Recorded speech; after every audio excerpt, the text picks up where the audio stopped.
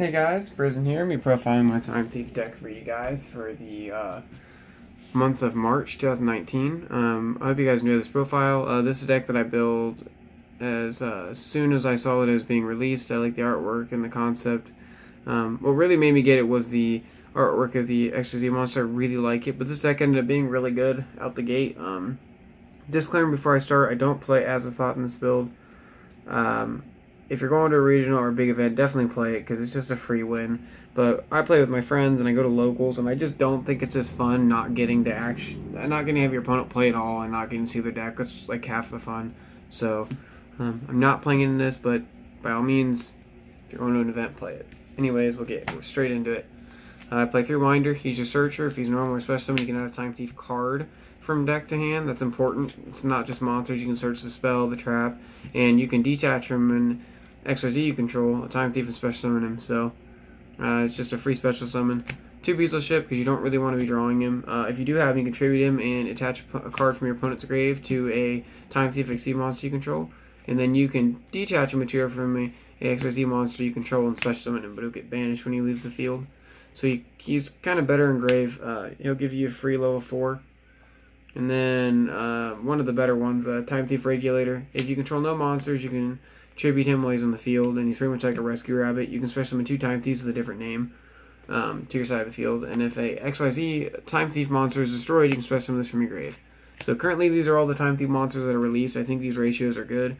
I almost ran 3 Beazle Ship to match the 3 Regulator to make sure I had, different names for each one. But the amount of times I opened up a dead Beazle Ship versus the amount of times that I opened up a Regulator with not having 2 different names in my deck was a lot more. So it really wasn't worth running the third one to make sure these were always live. And usually these will be if you need them. If not, they're just still level 4 dark, which is important. That's it for the Time Thief monsters. On to the extenders, I play 3 Abyss Actor Curtain Raiser. The main effect that matters is if he's in your Pendulum Zone, you control no monsters, you can special summon him once per duel. So it gives you a free level 4. He's still dark, and if you control no other monsters, he gains 1100. So he can be a 22 beater and get over some problem cards, which is cool. I don't even know if you have to activate that effect, actually. Yeah, you don't, so you can like bash over border, inspector borders and stuff, which is awesome. Next I play 3 Supreme King Dragon Darkworm and 2 Supreme King Gate 0 for searches. So this card has a lot of utility in this deck. It's a free level 4 because if it's in the grave, you can special summon it from the graveyard. So you're playing cards that send it to grave, bring it back. When he's normal or special, you can add this from deck to hand. So it basically gives you a lore fodder. It gives you just a free dark to banish. Besides that, if you activate him in your Pendulum Zone and don't have another one, you can play this straight from your deck in the other zone. And that's a 0 to 5 scale, which means you can special summon any monster in this deck by Pendulum Summon, which is sweet. And the only exception is that it can only be dark monsters that are Pendulum Summon, but literally every monster but 3 that you're playing here is dark, so that doesn't affect you, which is cool. And then to combo off with these, I play 2 Destrudo, because any card that I'm playing that'll send him can send him too. So this gives you options into your level 7 synchros, which is really nice. It's still dark and it can give you link fodder. So until anything happens to him, I'm just playing him. I am playing the Phantom Knights engine. Like I said, no Azathoth, but the engine's still great in the deck. 1 Phantom Knights Ancient Cloak to search out the 2 Silent Boots I play, and he searches out spell and traps while he's in grave. And he can also special summon when you control the Phantom Knights monster, so he kind of helps you extend a little, like overextend. And lastly, for hand traps, play 3 Veiler. I don't have Ash Blossom. I mean, I know it's stupid because it just came out in the probably cheapest form, which is the common. Just don't want to buy it singular because they're all $10, and I don't want to go out and buy the structure deck, so right now I'm just playing these. These still get the job done. They're pretty cheap. They negate monster effects, which is nice. But that's it for the monsters. On the spells, play 1 Time Thief hack. During the turn, the XYZ monsters are special summon.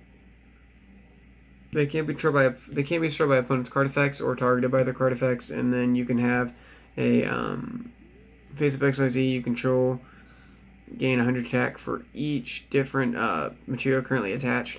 And then if you have a XYZ monster on the field that has materials that were your opponents from their grave or whatever, you can attack directly, which pretty much just applies to Redoer. It just allows them to get a little bit bigger to bash over stuff and to do some direct damage. And this is searchable off a winder, so you really don't need to play more than one. 3 Allure, because every monster you play with Valor is dark, so free draws. 3 Call by the Grave, because hand traps suck. And against Salamangreat, you can hit like Spinny and stuff and Roar, so I think you can't remember if it's just monster. Oh, it's just monster, but you can hit like Spinny and stuff like that to stop effects. 2 Twin Twister for back row, and it really doesn't hurt in this deck if you discard stuff. Like if you send a Dark Worm to grave, you can special summon it. If you send a Strudo, it's in grave for you. If you send the Phantom Knight, you can banish him, so it doesn't hurt to discard. Next card I've had some controversy over, it's Dragon's Ravine. This card can send your Destrudos and your Dark Worms to grave, which is cool, but I was debating on playing that or Dragon Shrine, because with this you have to discard a card, which means you're minusing, or I guess you're breaking even in a sense if you use cards in grave. This, it's just, you don't have to discard, you just activate it. The only reason I was playing this, it helps get cards out of your hand that you don't need.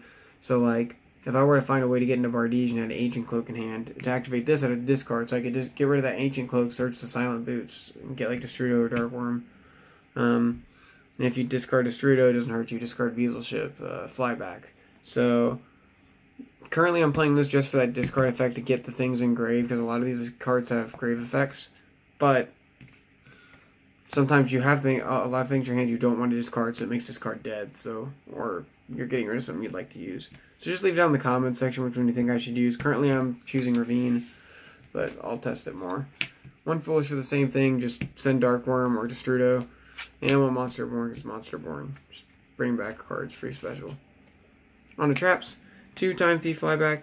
You can target a Time Thief XYZ you control and attach a Time Thief card from hand or deck, so you can literally choose itself to like your other flyback. So you can basically just attach any card for whatever effect you need, like the spell to draw, monsters to banish, and traps to bounce. And then if it's in the grave, you can banish it and attach 1 card of your opponent's graveyard to your Exceed as material. So it's really good at getting your Redoer more materials. I think 2 is good for now. I think 3 is going to be too much. You'd see it too often in your opening hand, and 1 you won't see it enough. So, for the Phantom Knights cards, I play the 1 Shade Brigandan. When the turn it's set, if you can have no traps in grave, you can special summon. So usually you'll search that off of Bardige to extend, and then 2 Fog Blades. Basically just a free Fiendish Chain. Search this off of Silent Boots or Bardige, same as the Brigandan. So then at the end of the turn too, like if you were to send an Ancient Cloak off of your Bardige, add Silent Boots, and set the Brigandan, then the Silent Boots would add the Fog Blade. So you'd still get to make your Redoer Bardige play and end on a Fog Blade as well for extra protection. So, and that's where the other rank up is. Instead of playing the 1 rank up, I'm playing the 2nd Fog Blade. That's it for the main. 41 cards because I couldn't decide what to cut for the 2nd Destrudo. On the extra deck, I play 3 Redoer. You honestly probably only need 2 in a match. The 3rd one would be the Azathoth if you're playing that. But for me, I honestly like the 3. He's the main reason why I bought it. I love the artwork, so I've only really ever gone to 2, but you never know. If he gets effects based on the materials, and you detach materials to get these different effects. Monster, banish him to the end phase, which is the most important spell. You can draw 1 and trap to bounce something, which is cool. One Bestower for grave effects, just to help solidify those matchups, like Burning Abyss and stuff. 1 Baguska, just to sit on if you got a stall. It's a skill drain defense.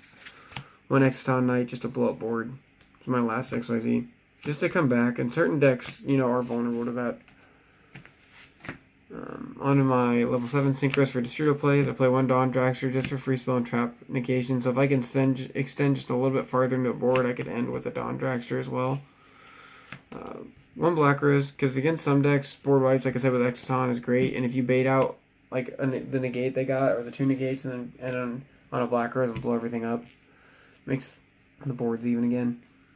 I'm testing this, but I'm playing 1 Psyframe Lord Zeta. You can banish him in a special summon attack position monster your opponent controls, and they'll come back during the next turn, so it can kind of help like continuously loop a big monster your opponent controls so they can't attack you. And then when he comes back, he gets out of your extra deck monster zones and your main monster zone, so it kind of frees up your extra deck monster zone as well.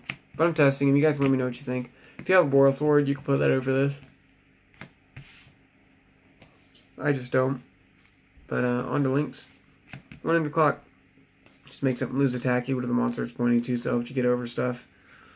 1 Wee Witch's Apprentice, it gives all darks 500, and all the monsters you play are darks, so it just helps you out. 1 Nightmare Phoenix, pop floodgates. Set cards that you're worried about. 1 Phantom Knight's Bardige, because he's just what kind of gets your plays going. He adds a spell trap from deck to hand and sends a Phantom Knight from deck to grave, so you basically get 2 Phantom Knight spells or traps out of that, which is cool.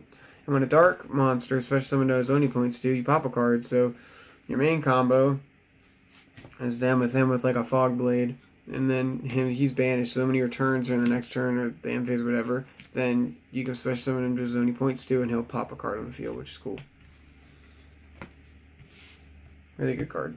1 Deco Talker, just a generic Link 3. I just really like him. Honestly, you guys probably noticed that. I usually have him in my decks. He'll gain 500 for each card he points at, so he can be possibly a 3300 beater, and he stops targeting by attributing cards he points to negate them and destroy them, which is cool.